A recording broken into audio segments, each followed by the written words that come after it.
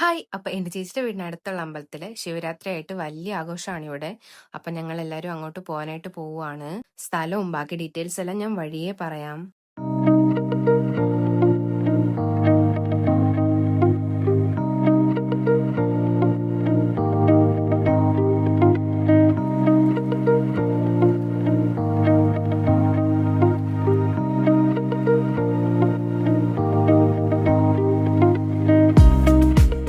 സമയം ഇപ്പം ഏകദേശം 6:30 ആയിട്ടുണ്ട്. ഞങ്ങൾ എത്തിയിട്ട് 5 മിനിറ്റ് ആയിട്ടുള്ളൂ. ഒരു 7:30 ആകുമ്പോഴത്തേക്കും ഇറങ്ങണം എന്നാണ് വിചാരിക്കുന്നത്. ഇപ്പം ഇവിടെ ആണെങ്കിൽ എല്ലാവരും റെഡിയാവുന്നേ ഉള്ളൂ.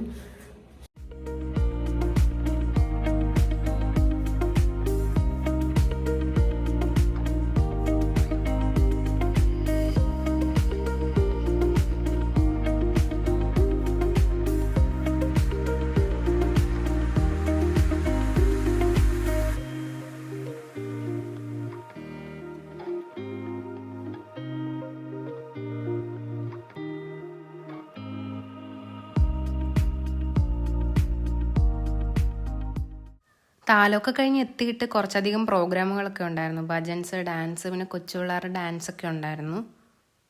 അതൊക്കെ കഴിഞ്ഞിട്ട് ഒരു ഐസ്ക്രീമും കൂടെ കഴിച്ച് കഴിഞ്ഞിട്ട് ഞങ്ങൾ അവിടെ നിന്ന് പെട്ടെന്ന് തന്നെ ഇറങ്ങി.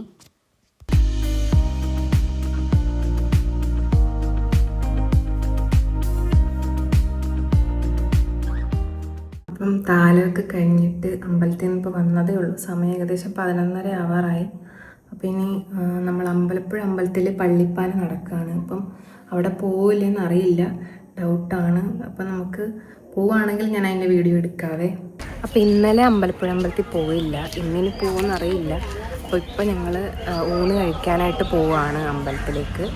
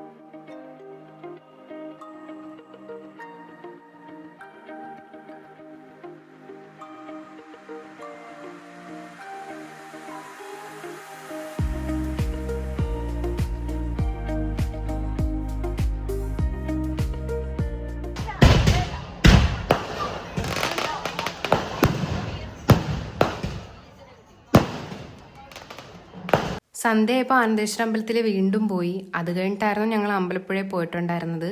ഞങ്ങളവിടെ ചെന്നപ്പോൾ നല്ല തിരക്കായിരുന്നു. 12 വർഷത്തിലൊരിക്കലല്ലേ ഈ പള്ളിപ്പാന നടക്കുന്നത്. അങ്ങനെ ഞങ്ങൾ പള്ളിപ്പാന മുഴുവൻ കണ്ടതിന് ശേഷം മാത്രമാണ് അവിടെ നിന്ന് ഇറങ്ങിയിട്ടുണ്ടായിരുന്നത്.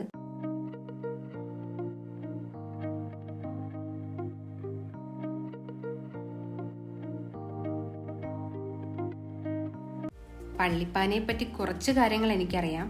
അതെന്തൊക്കെയാണെന്ന് ഞാൻ നിങ്ങൾക്ക് പറഞ്ഞുതരാം. ഈ പള്ളിപ്പാന എന്ന് പറയുന്ന വാക്കിൻ്റെ അർത്ഥം എന്താണെന്നറിയാവോ?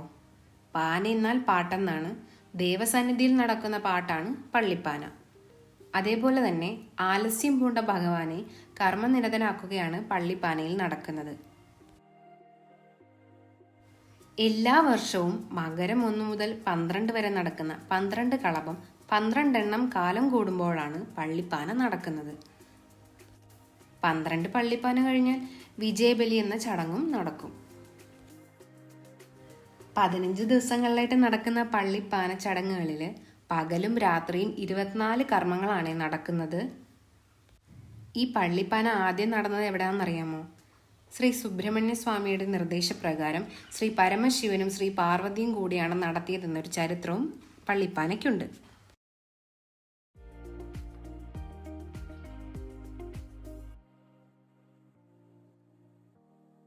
കൂത്താടികൾ കനൽ വരിയുന്ന സ്ഥലമാണ് കാണുന്നത്.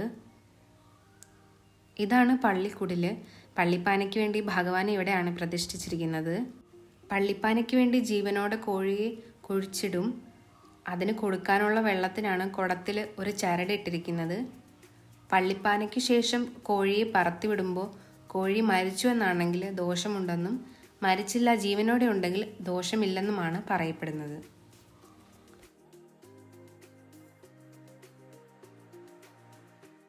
അമ്പലത്തിൽ പോയിട്ട് ഇപ്പോൾ വന്നതേ ഉള്ളൂ. സമയം ഏകദേശം 12 മണിയൊക്കെ കഴിഞ്ഞു. അപ്പം ഞാൻ ഈ വീഡിയോ ഇവിടെ വെച്ച് സ്റ്റോപ്പ് ചെയ്യുകയാണേ. അടുത്തൊരു വീഡിയോ ആയിട്ട് വേഗം തന്നെ വരാം. ബായ്.